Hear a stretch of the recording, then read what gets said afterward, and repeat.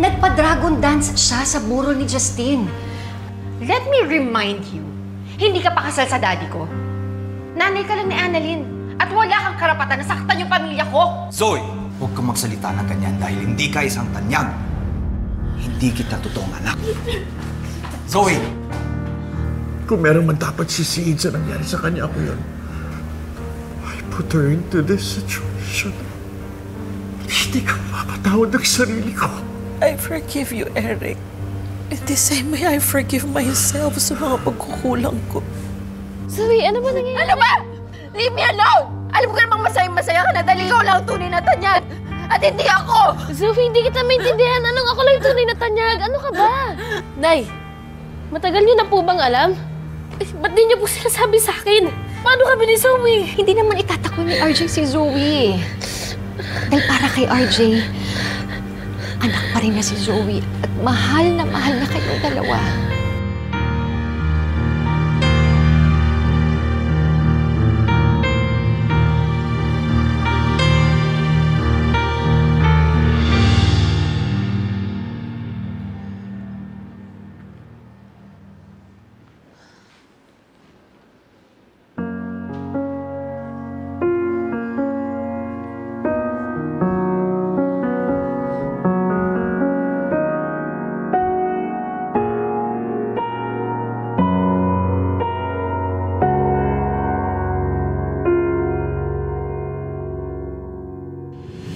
Ano sinasabi niya nga ako lang dito toong tanyag?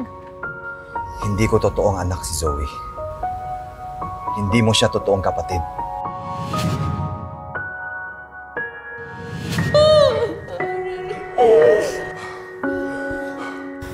In fairness kahit milalas tayo dito, thankful pa rin ako na ikaw yung kasama ko.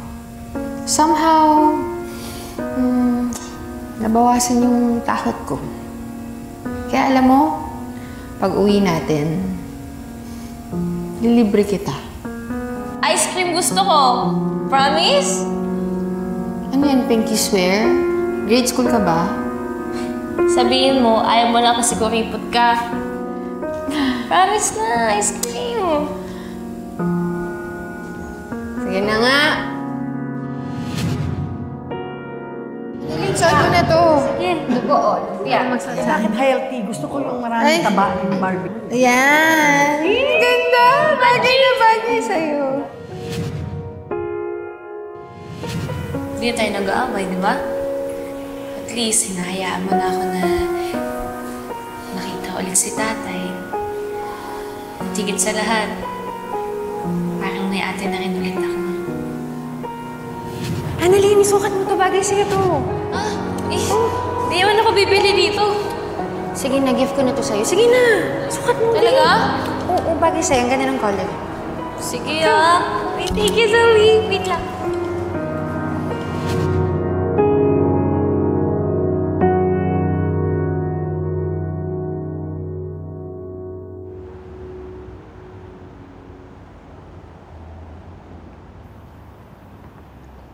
Madam, nagpaandar kayo doon samantalang hindi nyo inisip yung consequences ng gagawin nyo?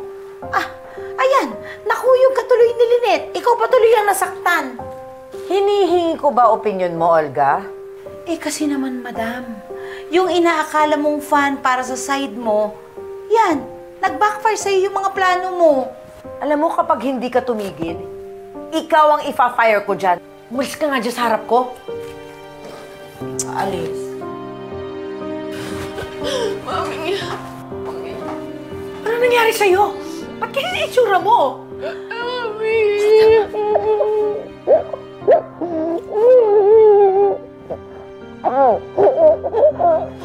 Zoe, ano nangyari sa'yo?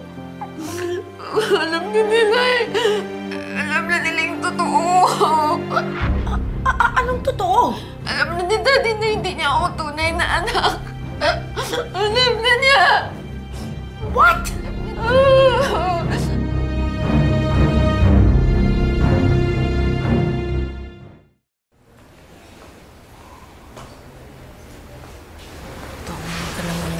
Thank you.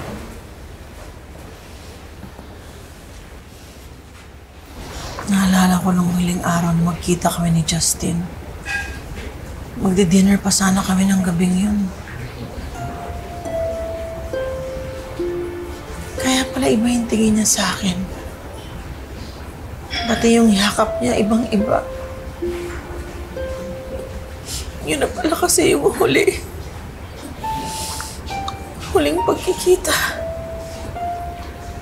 Huling yakap.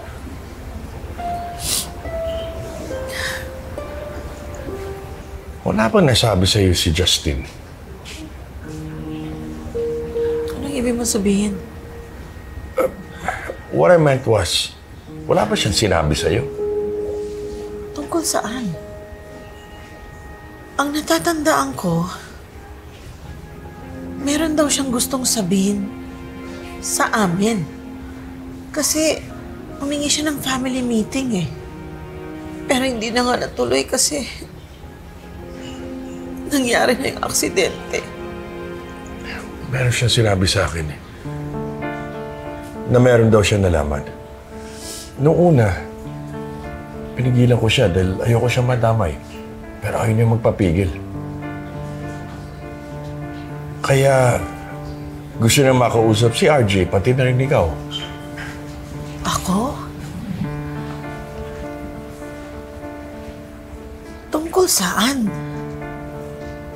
Kay Zoe. Si Zoe?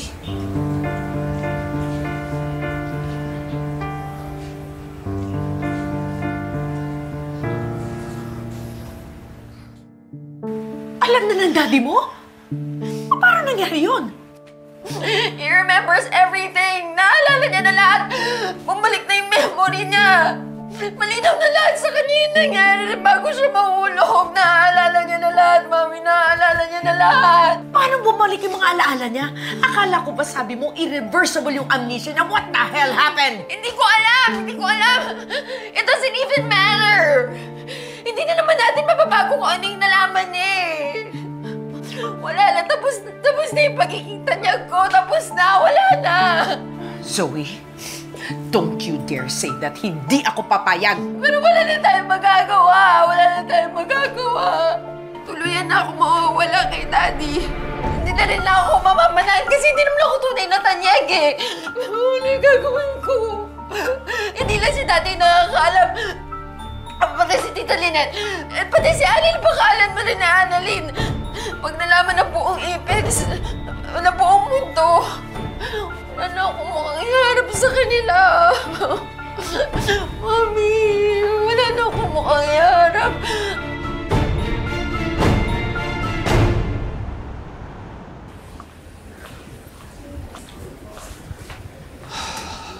Obeng, Ate, kumusta ka na? better. I need to talk to you. Sure. Kanina pa kita hinahanap. Saan ka pa kasi nanggaling? Hinahanap ko si Zoe. Hindi ko kasi siya makontak at hindi ko rin alam kung saan siya nagpunta. Well, that's exactly why I need to talk to you. Galing dito si Eric. At sinabi niya sa akin na sinabi sa kanya ni Justin na hindi mo daw totoong anak si Zoe. I already know that, ate. You do? Yes. At yan yung rason kung bakit ko kailangan mahanap si Zoe.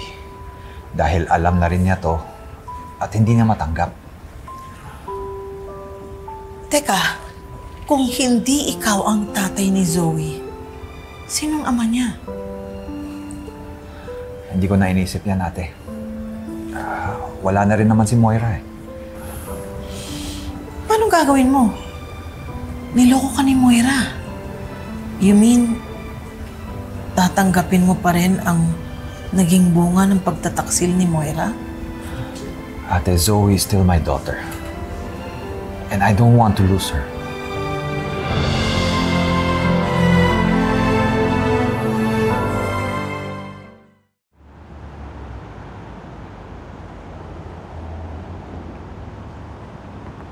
This should be okay. RJ, I already know everything. Alam ko na ang tungkol sa pagkatao ni Zoe. And I'm really worried about her. Morgana, may alam ka ba tungkol sa pagsisinungaling ni Moira? Tungkol sa pagkatao ni Zoe? May sinabi ba siya sa'yo noon? No. In fact, nagulat din lang ako nung sinabihan niya ako. Besides, Moira and I aren't that close for her to tell her most sensitive secrets. Kung meron lang talagang biyahe papuntang impyerno, pupuntahan ko yung kapatid mo. Just to tell her what a hypocrite she is. Hypocrite? Kaya ko lang naman pinakasalan yan si Moira. Dahil akala ko ako ang nakabuntis sa kanya. Yun pala, anak niya sa ibang lalaki. RJ, patay na si Moira. Siguro naman, sapat na yung pagkawala niya para pagbayaran ng lahat ng kasalanan niya sa'yo. Patahimikin mo na si Moira. She's gone. But Zoe is very much alive. Hindi mo ba alam that she's missing? Kahapon ko pa siya kinokontak. What do you mean she's missing? Actually, kagabi ko pa siya tinatawagan pero hindi ko siya makontak. Gusto ko siyang makausap tungkol dito para ayusin namin to. RJ, I can sense na sobrang affected si Zoe sa mga nangyayari ngayon. And I'm afraid baka kung anong gawin niya sa sarili niya. I'm really worried about her. Kung wala kang gagawin para hanapin siya, baka tuluyan na rin siyang mawala sa'yo. We need to find her.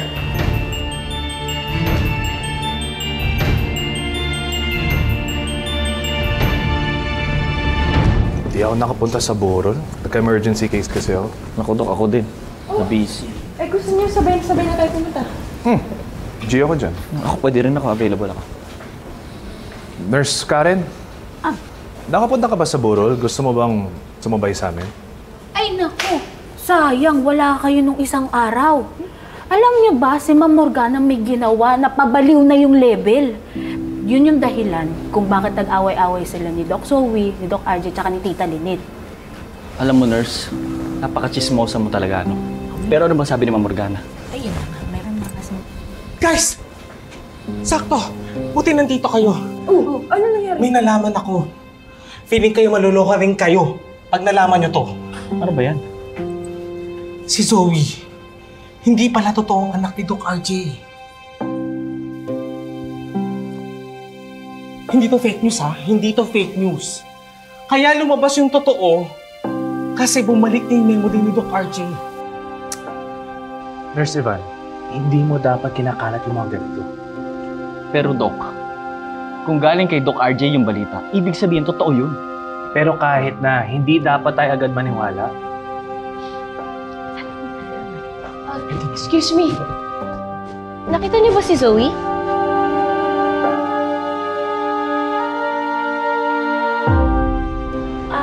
Dok, sorry ha. Tatapatin ka na namin. Meron kasi kaming narinig na balita. Hindi mo daw kapatid talaga si Zoe? Hindi siya anak ni Doc RJ. Totoo ba? So, ibig sabihin hindi siya totoong tanyag? Doc Annalyn! Doc Annalyn! Si Doc Zoe po, mukhang tatalon sa rooftop. Ano? Saan? Di ba saan?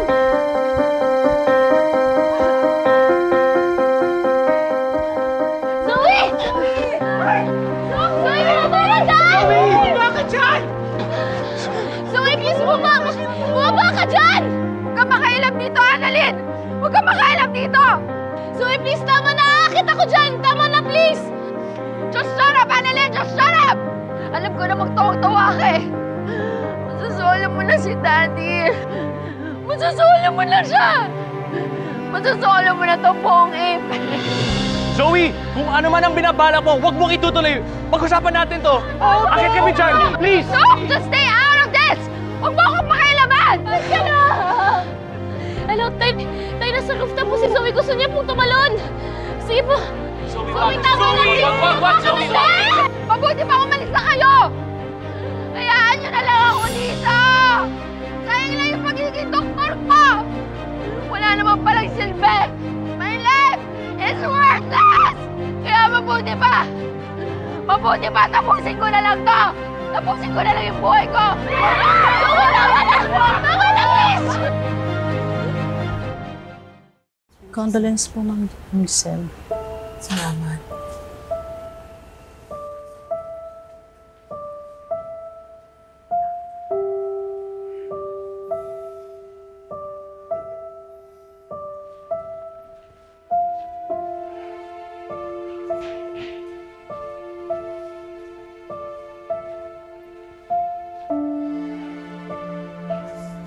Giselle, kamusta yung pag-uusap niyo ni RJ? Nasabi mo ba yung tungkol kay Zoe? Alam na pala ni Obeng yung tungkol dun eh. Sakto naman na bumalik na rin ang alaala niya. Ang sabi niya, hindi raw natanggap ni Zoe ang katotohanan. So, hanggang ngayon, hinahanap pa rin si Zoe. What? Hindi matanggap ni Zoe?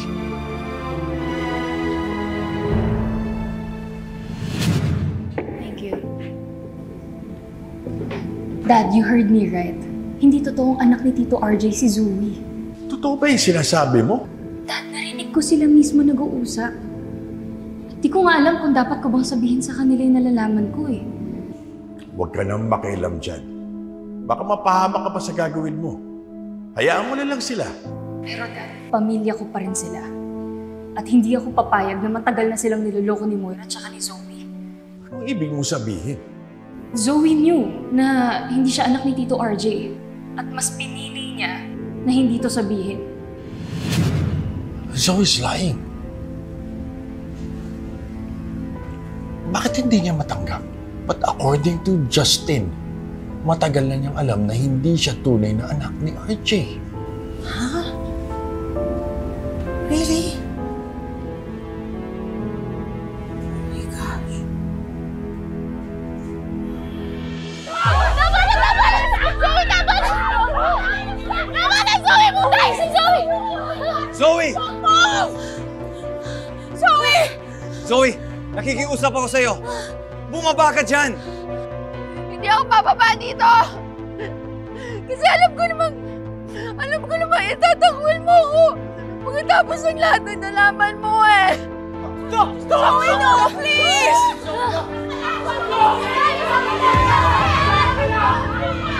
Zoe, please! Para mo ng awa! Don't do this! Zoe! Zoe! Zoe, please, don't hurt yourself. Bumaba na tayo dito. Please. Dahil nandiyan naman si Annalyn eh. Kaya ba mas mahal mo siya? Kasi siya lang naman yung tunay mo. Anak, kasing galing mo. Kasing talino mo. Kung dati nga na-echepuera ako eh. Paano pa kaya ngayon? Hindi totoo yan, Zoe. Kaya nga gusto kitang makausap para ayusin natin to. Walang magbabago sa atin, Zoe. Anak pa rin kita. That's not true. Zoe, hindi man tayo magkadugo. Ako pa rin ang daddy mo. Ako pa rin yung nagpalaki sa'yo. Hindi mawawala yung pagmamahal ko sa'yo, Zoe. Kung anumang kasalanan na ginawa ni Moira para itago sa akin, hindi ka kasama dun. Dahil alam kong biktima ka rin ng panluloko niya sa atin. Kaya, walang magbabago sa atin, Zoe. Anak pa rin kita. Kung nasaktan man ako, dahil nalaman ko na hindi kita anak, mas masasaktan ako kapag mawala ka sa akin. Kaya please, just trust me. Walang magbabago, Zoe.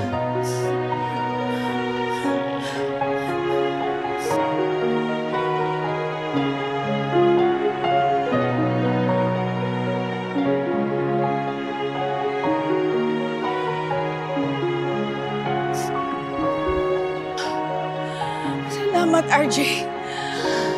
Salamat. Salamat. Sorry, darling. I'm sorry. I'm sorry. I'm sorry. I'm sorry. Baba na tayo.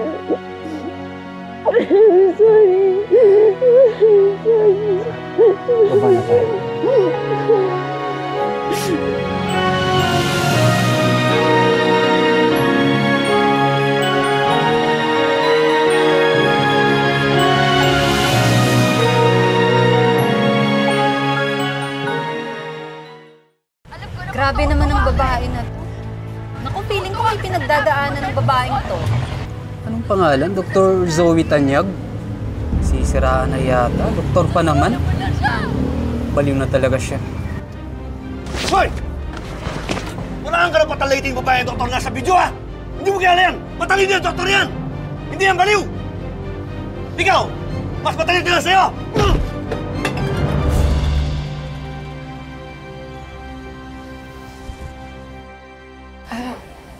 Dad, can I still call you Dad? Of course naman, anak. Sorry kung gumawa pa ako ng skandalo. Siguro hindi ko nga deserve na matawag na anak mo. Please don't say that, Zoe. I understand where you're coming from, pero please, huwag mo na ulitin yun.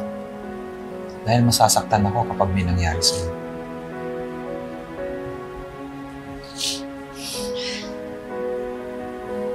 Grabe si Mami, no? Wala akong kaalam-alam.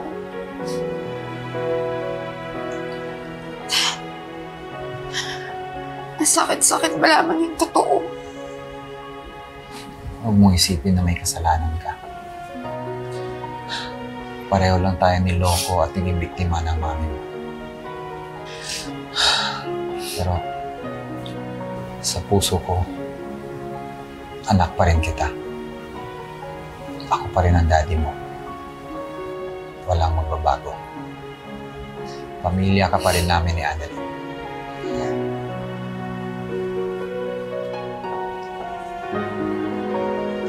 Kaya nga, Zoe.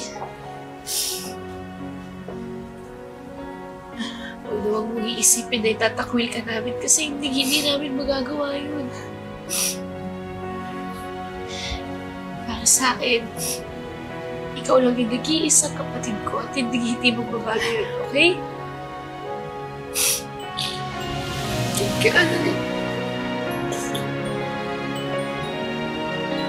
Thank you, Daddy.